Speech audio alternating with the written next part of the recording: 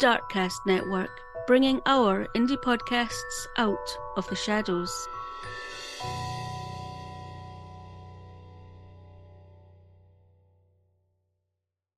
Hi, this is Nydia, host of the Crime Diner podcast on the Darkcast Network. On my show, I talk about crime, so you can imagine my tastes are a little on the darker side. That's why when I'm looking for a gift for a spooky, loving friend or something unique for myself, I go online to shop at Batwings and Butterflies. Batwings and Butterflies is an independent, creator-owned boutique of hand-knit creations. Some are wild, some are dark, but all are sure to please even the hardest person to shop for. You'll find baby Baphomets, giant stuffed tarantulas, blankets, plant hangers, water pipe cozies, and so much more. All items are original works of art by a talented artisan. Support small businesses and order your one-of-a-kind creation today. Find Batwings and Butterflies at batwingsandbutterflies.bigcartel.com or on Instagram at batwingsandbutterflies. I personally like the face scrubbies if I was going to shop for myself.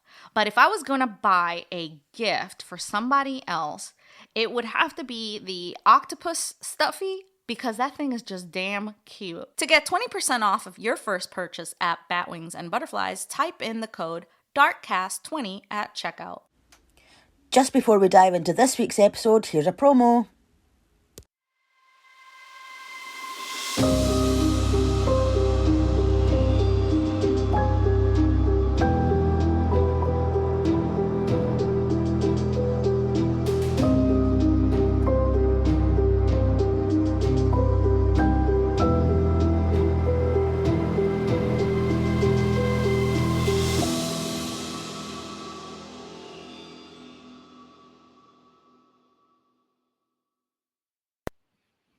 Autumn's Oddities is a strange and unusual podcast made by the strange and unusual, me, Autumn Gruby.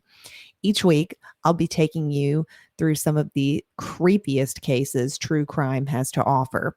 It won't only be true crime, I'll also be covering cryptids, haunted places, haunted things, and the true stories that inspired horror movies. Listen every Monday and Friday for new episodes. And remember, if it's creepy and weird, you'll find it here.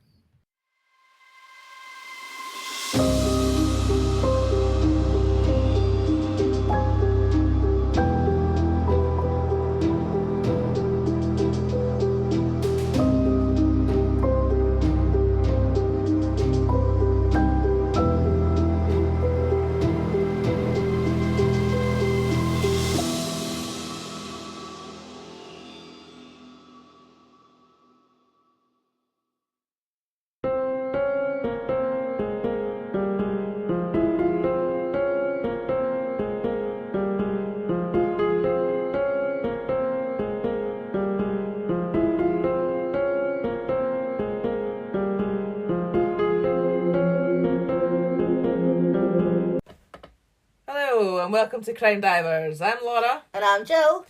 And welcome back. Hello everybody, welcome to today's Laura-sode. We have a Laura-sode today. So, Laura, where in the world are we? We're in the USA.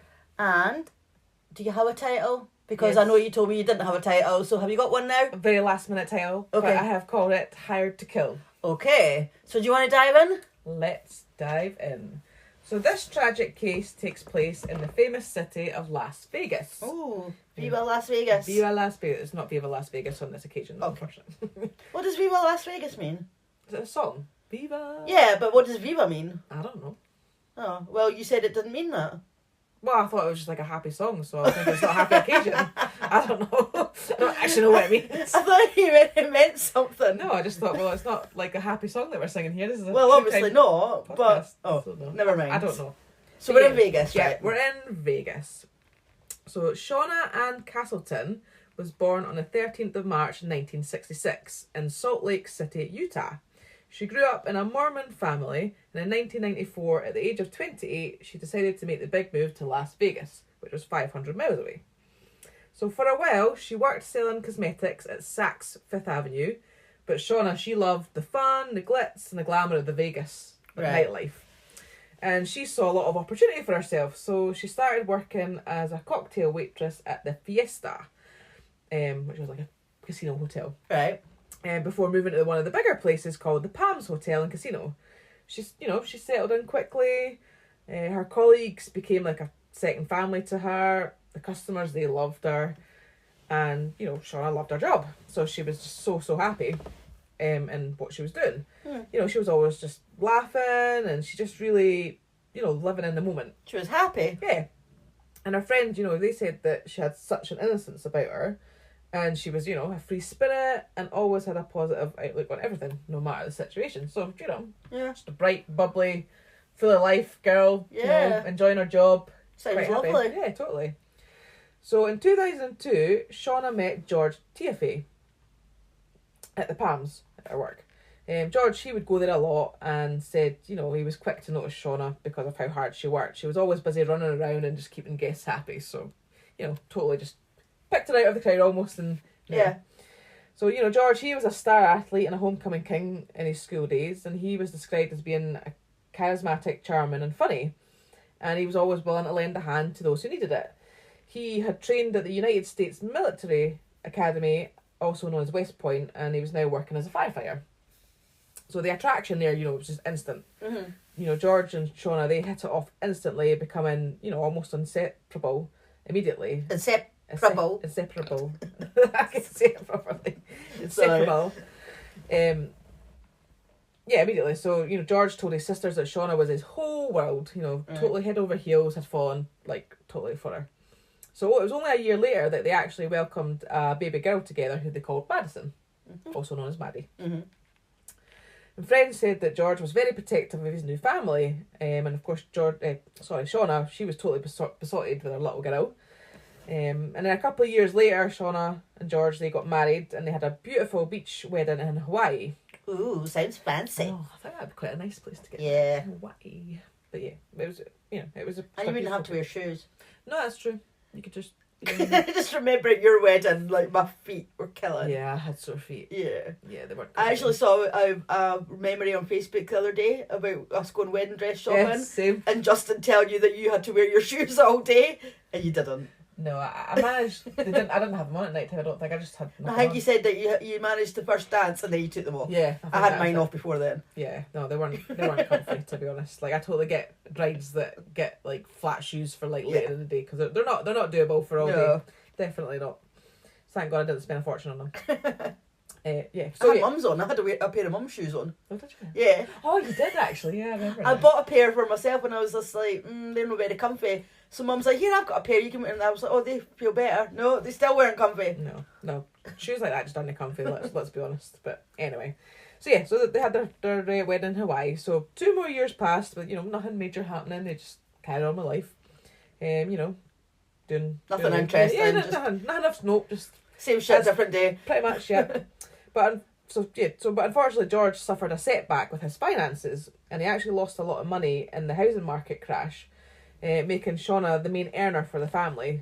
So she must have earned more than him being a firefighter. She must have earned more at her casino job. Right. Okay. Let's go to Vegas. Than him being a firefighter. I know, because when I read that, I was like, what? I mean, a firefighter should get paid more than a cocktail. Well, no disrespect to anybody, but come on. Yeah, unless you got loads of tips and stuff. Oh yeah, maybe. I don't know. But anyway, apparently she became the main earner. So of course, as it does quite a lot, the financial stress began to impact the couple quite a bit. So Shauna, she started to confide in people that George had become quite jealous and resentful.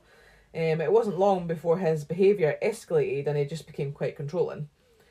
On one occasion, George said to Shauna that she looked like a slut as she was getting ready to head to work. And she was even more upset as Maddie had actually heard George say it as well. So of course she was like, oh my God, I can't believe one, you've called me that, but especially in front of our daughter who's heard you call me that. That's just, That's awful. what I mean, as you said, you shouldn't be saying that anyway, but that's even worse in front of your child. Oh, no, totally. So Shauna told friends that things got even more strange when George became friends with a homeless man and would get him to do odd jobs around the house and garden. And Shauna said that, she found the man creepy. And when he was around, it really, really unsettled her. And of course, tensions continued to mount in the relationship with so much financial strain, and George's sudden and spiteful change in personality. Shauna she had had enough. So she moved out and into her own place. Don't blame her. No, neither did I, to be honest. So they started to share custody of Maddie, and they also started to see a marriage counsellor. Shauna was, she was devastated at the breakdown of the relationship, and although she was hopeful that they would work through their problems, she also knew that divorce was a strong possibility. Right. So one day she sent George a text saying, quote, "Once we live separate, I don't think there's any going back," quote. So George, he was upset about that, of course. And he told people the complications that divorce would bring, and it wasn't something that he wanted to go through. So after living apart for a while, Shauna was beginning to find a new routine. And, she was still working long hours. She was always busy. But, she loved her job again, so she didn't mind. She didn't really mind that at all. So after one late shift, Shauna returned home to find her apartment had been broken into. Oh, no. Everything was a mess. Several items of sentimental value, including her engagement ring, had been stolen. One item that had been taken that struck everyone as really odd was her bikini bottoms. What? And who? Yeah. So somebody stole her bikini bottoms. Yeah. Were they clean or dirty? No, they were clean. But this is questionable though, because whoever had broken in had left behind a pair of man's boxers. So I don't know. So I don't know why. Oh, right, okay, so... Whoever had broken in, because the boxers weren't there before, so whoever had broken in had left behind boxers. So I'm thinking that whoever's broken in is wearing the bikini bottoms and took their boxers off and put the bikini bottoms on. I mean, maybe. I mean, if that's what you want to do, but get your own bikini bottoms. You don't have to break into somebody's house to get them. Take your boxers with you. I mean, I don't know. Exactly. I don't know what happened. I don't know why that happened, but basically... If you want to wear bikini bottoms, go buy yourself a pair. I don't know whether this person had worn them or not, but yeah, it was very odd that a bikini bottoms was missing, but yeah, a man's pair of boxers was left behind. Very strange. Yeah, so of course, Shauna was frightened and totally on edge, but she did her best just to put the incident behind her. I'd be terrified. I know, I wouldn't, I don't know how I would go with that. that. I would be like, well, I don't know what our circumstances were, but I'd be like, I don't think I want to live here anymore, just that. Yeah, I mean, obviously, she would have had Maddie with her sometimes, but not all the time, especially, if she was coming home from work late in the night, Maddie wouldn't have been there, of course. So 3 weeks later, on the 29th of September 2012, Shauna clocked off work and left as normal just after 3 a.m. I've actually seen the CCTV footage of her clocking out, because obviously they've got cameras in the casino and stuff. Yeah. So I see her clocking out and heading on her way.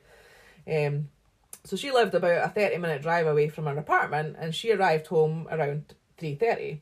So she parked her car up outside, and she went in via the door in her garage. 6 hours later, at 9 a.m, George, he'd just finished a long shift at the fire department, and he'd picked up 8-year-old Maddie from her grandma's, because she'd been staying at, because obviously they were both working the night shift, so she'd stayed at her grandma's house. So he'd went to pick her up, and they both headed over to Shauna's house to collect some of Maddie's stuff, because I think she was obviously going to go stay with her dad for a few days. And they went inside to find that it had been totally ransacked again, like another. Oh my God. But this time, Shauna was lying dead on the floor. Oh. How was I not expecting that? I was getting all wrapped up in this story, forgetting that it's actually a true crime case. Yep. And for some reason I wasn't expecting that. No. Well, there she was. Oh, dead that's on the floor. awful. So, of course, George called 911. I have heard the 911 call, so I'm just going to give you a rundown of what was said right? during the 911 call. So, he started with police. Bit stuttery. I think I need to report a break-in and a murder. My wife is on the floor, bloody, stiff, not moving. I have my daughter with me. I want to take her to my mum's house. Operator at this point says, okay, but she tells him just to stay there. Just stay there. He says, okay. She asks for, the operator asks for the address and checks that he doesn't live there. George says, no, my wife and I live separate places. Operator asks when was the last time he saw Shauna. He says, okay, quite in a quite panicky mode. Then he says, I'm a fireman. I was at work yesterday, so I saw her about 36 hours ago, I guess. I'm not sure. A day and a half ago. I'm thinking something like that. The operator then asks how old his daughter is. He replies, she's 8. She's right here with me. Operator then asks his name. He says his name is Shauna Tiaffay. The operator then asks if there's anything suspicious around her, like, any weapons. He said, sorry, no, I had to get my daughter out of there. We came over and the garage door was open, and it's never open, so we went in to grab some stuff for my daughter because my wife sleeps during the day because she works at night, and she was on the floor when we walked in. The operator asks where he is, and he replies, I'm at the garage right now. And then again the operator says, there's an officer on the way, so just stay outside. Stay right outside. Then George goes on to say, oh God, I didn't check the body. I didn't check for the pulse. And the operator says, that's okay, medical is on the way to you. And then the call ends with him saying, okay, thank you. Okay. So it was clear from the blood and the position of Shauna's body that she had been attacked as she had gone upstairs. The injuries to her body indicated that the murder weapon was likely a hammer and that she had suffered horrendously in her last moments. Her skull was crushed and her fingers were broken, likely from trying to protect herself. Yeah. And there was a hole in the side of her head that was so deep that at first paramedics thought she'd been shot, but it obviously must have been from the hammer. Oh my goodness. A neighbour told police that they had heard a thudding sound coming from the apartment between 3:30 and 4 a.m, which would make sense because she arrived home at 3:30. Yeah. But as she would normally arrive home at this time, it didn't strike the neighbour as unusual. Yeah. Because the neighbour knew that she obviously worked, came home, maybe thought she'd, I don't know, dropped something or... Yeah, she would have probably heard noises before. Because of course she would have got home and, I don't know, she might not have went straight to sleep, I don't know, who knows, So it wasn't unusual for her to hear sounds out of it. Yeah. So a little while later, another neighbour contacted police after finding Shauna's phone, health card and some of her makeup along the side of a road nearby. And as is common with most cases, her estranged husband George, he would be the first one to be interviewed. Of course. So George was at the fire station the day before and he had worked a 24-hour shift. 24 hours? Yeah, I know, I thought that's brutal. So, of course, that was checked out with his colleagues and detectives were totally happy with his alibi. Yeah. But this, it had the police baffled and confused as really where to start looking then, because they've kind of ruled out George, not really sure where to start. Yeah. They didn't know if the burglary that happened 3 weeks earlier was linked or was that just a coincidence, because remember she'd been burgled 3 weeks earlier. And of course there was the place had been ransacked again when she was murdered this time. But as Shauna's belongings were found outside of her home, it was possible that the same person had come back to take more things and not realising Shauna would be up and awake, killed her and fled the scene. That was their thinking at that point. And obviously, they didn't know whether Shauna was targeted randomly or if she was targeted for a specific reason. And this, of course, left Shauna's colleagues at the casino scared as well, as all of them worked a similar shift pattern, and they thought, well, if it was random, could one of them be next? Or was somebody targeting, workers from there? So they were all starting to be petrified as well. Understandably. Totally. So Shauna's sister, Paula, and her husband, they believed that there was a lot more to this than a random robbery gone wrong. Despite George's alibi, they still wanted personally to ask him more questions, so Paula decided she was going to phone George. Okay. And, just give him a call and find out what was going on. So she asked what happened, obviously, to George, and George said, she's passed away. But Paula asked, what had been done to her, and he said he didn't know. Basically, all he knew was that she was lying on the floor, because I think she phoned him, the phone call was quite instant after the murder, so obviously... Yeah, I was going to say... Yeah, sorry, it was quite... So, if he didn't know the... Yeah, so basically he was didn't know, just lying on the floor and, there was blood on her head. And, of course, Paula asked if her body was still there, and he said, I think so. Then he passed the phone over to a grief counsellor who was at the scene, and Paula just said exactly what she was thinking to the grief counsellor. And she said to the counsellor, quote, I have my suspicions that her husband may be involved in this based on... many, many conversations that I've had with my sister. I highly suspect that he may be involved. End quote. So after this, Paula hung up and they actually her and her husband booked the first flight out of Vegas.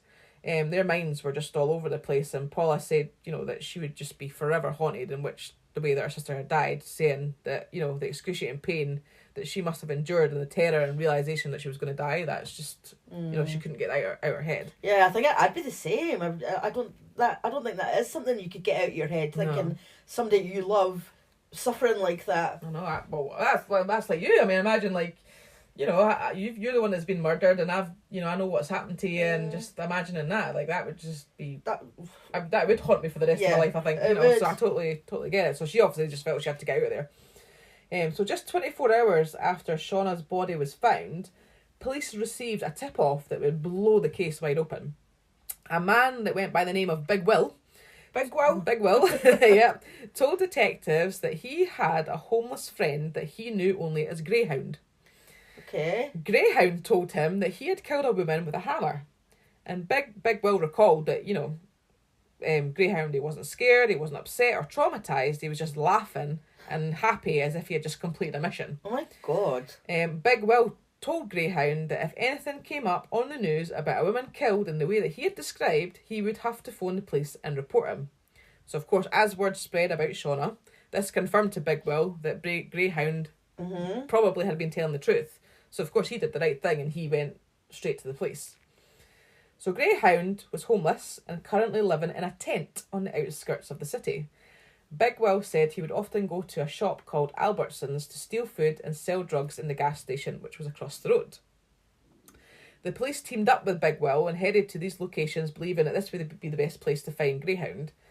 They didn't have to wait long, though, they didn't have to wait long before they spotted him, because when officers approached him, they found he had drugs on him and were able to pull him up on drugs charges while they looked into Big Will's claims. Also, because they didn't arrest him for anything to do with Shauna at that point. But at least they've got something that they can. Yeah, but he had drugs for. on him, so they got him for that at that moment.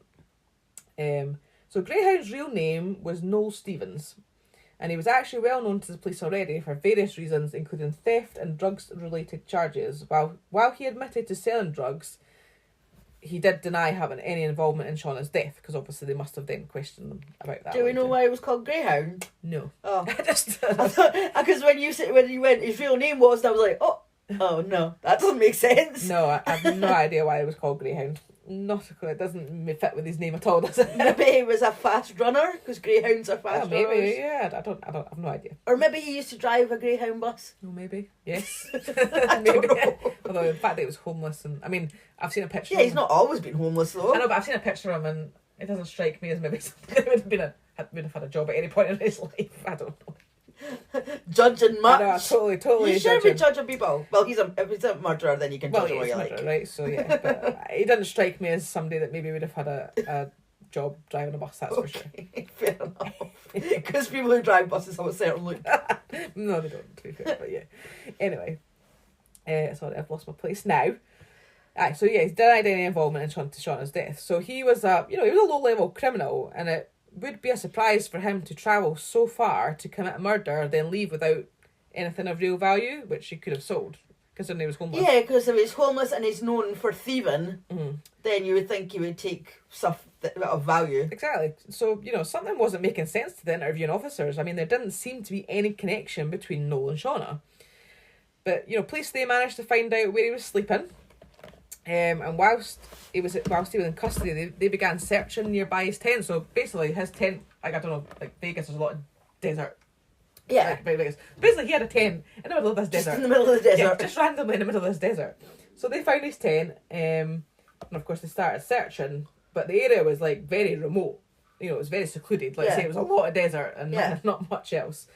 But officers were worried with the area being so large that they could be searching for any potential evidence for weeks, but thankfully no, hadn't dumped anything too far away from his. Not the brightest then. No. And just a short walk away from his tent, they actually found a pair of his trousers covered in blood, a price tag belonging to a hammer, and a bloody pair of underwear. So no.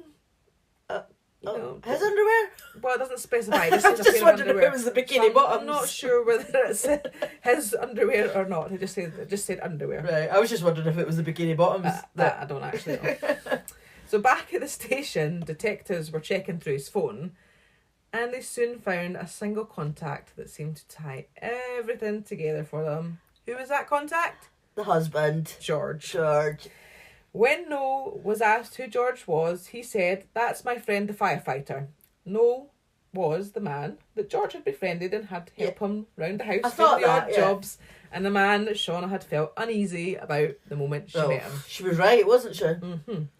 So police used the barcode for the hammer to find out where sold that particular make, and from this, they got hold of some CCTV that left them shocked.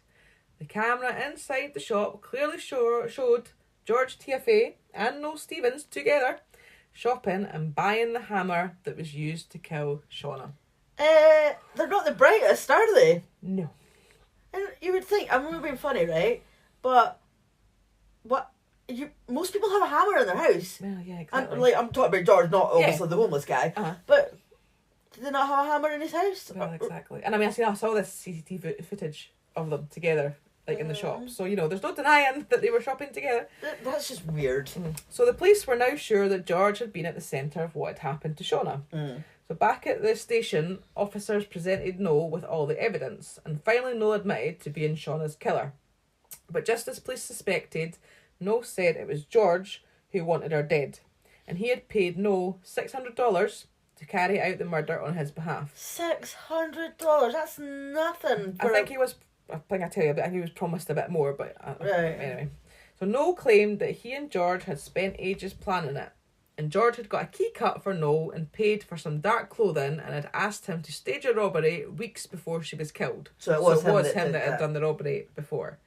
Noel said that on the 29th of September, after he broke in, he hid in a closet for a while, and then he moved into the living room and waited for Shauna as he heard her pulling up. Shauna was on her way up the stairs, and Noel followed her up and began his attack. There he said she cried and begged for her life, screaming, "Why are you doing this?" Like over and over, like, "Why are you doing this? Why are you doing this?" He struck her a total of 17 times, and he said the hammer broke, but he continued to hit her with the hammer head until she stopped moving.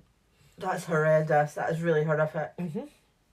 After telling the detectives the horrific story, he offered to take them where he had buried the hammerhead in the desert. Finally, they had their murder weapon. So on the 8th of October, 9 days after Shauna had been murdered, detectives informed George's mother and sister that he was now being investigated in relation to her death, which I'm confused about because they were horrified and adamant he had nothing to do with it. And a matter of minutes later, George's sister called him and told him. So I don't know why they told his mum and sister before actually going to arrest him. That didn't make sense to me. Yeah, that doesn't make sense at all. I thought they'd already had him in custody and then they were letting his family know or something. No, because she phoned him. So George jumped into his truck and set off for a fast and dangerous drive around Vegas that would end with George going head on into a concrete wall, and he was going more than 80 miles per hour. And police noted that there were no marks on the road which showed that he hadn't tried to brake, so he had intended to crash to try and take his own life. Right. But Please George, tell me he didn't. No, he didn't. Good. George survived thanks to his seatbelt, and he was taken to hospital. So 2 days later, he was arrested at his hospital bed. You'd have thought he would have took his seatbelt off if that's what he was really planning. I know, but that's what I just don't understand. Like, why were his mum and sister told about that before he was actually just arrested, and then they were informed? That does not make sense at all. I didn't get that. I mean, again, it's one of those things where we don't know the exact ins and outs. No, of course. So I don't know exactly how that played out completely, but... Oh, I was just wondering, unless one of them maybe had a friend that was in the police force or something like that, and they gave them a heads up. Yeah, maybe, I don't know. But yeah, I mean, it just seems really strange. It did seem very strange. So yeah, as he was arrested, George simply replied, "Okay." I think he meant defeat, maybe. So 3 months later, Noel pleaded guilty in exchange for the death penalty being taken off the table, and said that he would testify for the prosecution against George as their star witness. So obviously he pleaded guilty. So he was found guilty and he was sentenced to 42 years to life in prison. So in August 2015, George entered the courtroom, but he pleaded not guilty. George never took the stand himself, but Noel did, and said that George had promised him tens of thousands of dollars after he'd killed Shauna. Right. He said that George had told him to use a fiberglass hammer, as a wooden hammer would break. But he said he took both hammers to the house, but he actually ended up using the wooden one, which, as we know, that did break. So. But why did when they went shopping, was it the wooden one that they bought? No, I think they bought a couple because I've seen a couple. Oh, right. I've seen a couple on the conveyor because you actually see them put on like the conveyor belt. Oh, right, okay. And I think they did buy a couple. But yeah, I don't know why there was more than one bought. But anyway, George had told him to use the fiberglass one, but no. But he didn't. The wooden one and that broke. That did as break, well. yeah. So Noel admitted in cross-examination that he sometimes had hallucinations, and this gave the defence an angle to say that he could possibly have made the whole thing up.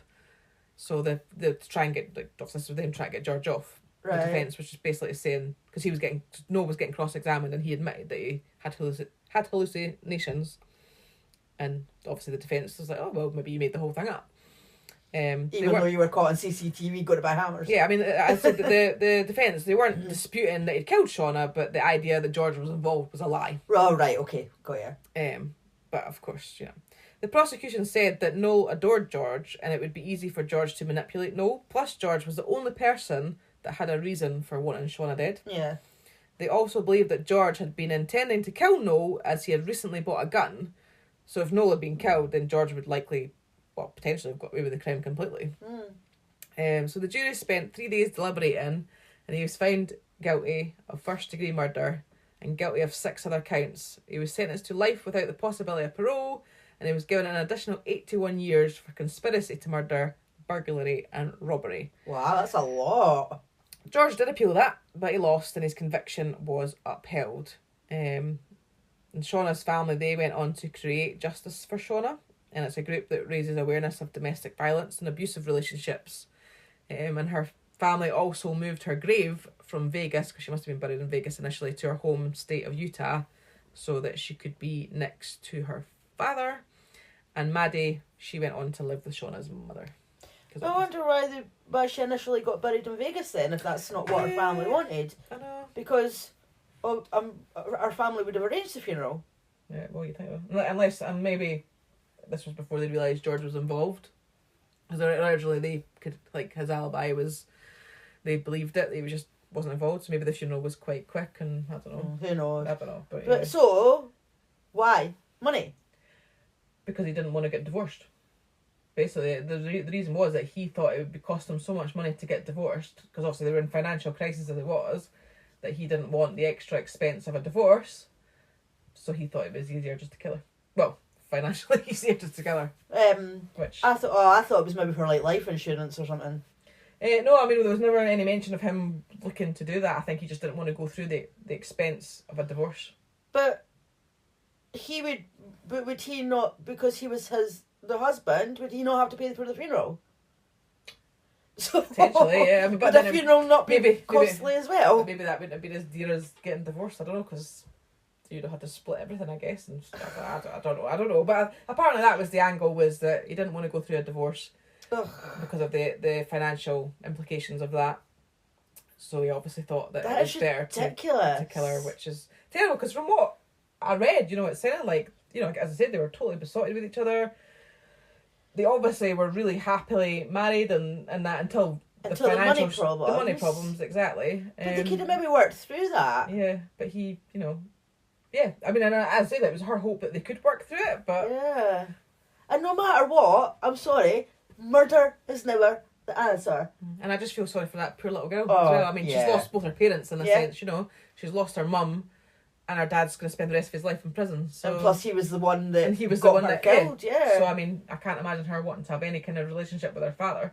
Yeah. I mean, she was only 8 years old at the time. Obviously, she'll be a few years older now, but I just thought it was horrific. Like, and then the worst it is, this homeless guy who was, I think, like I said there, was easily... It was manipulated probably, into doing that, so...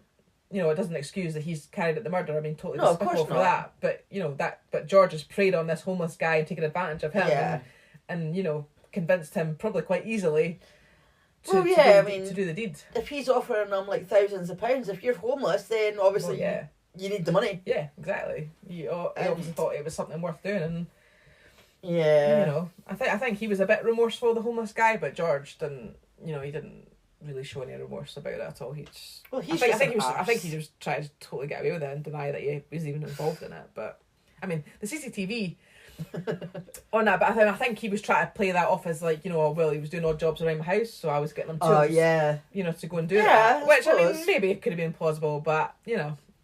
No. Considering everything else we know, I'm pretty sure that he was definitely, that was him buying him the Yeah. murder weapons, and then Of course. he bought him clothes and stuff to Yeah. go and, like, dark coloured clothes so that he could be more inconspicuous, maybe, I don't know, but yeah. I just think it was absolutely awful. And, Yeah. And a poor, you know, woman lost her life for what? Yeah.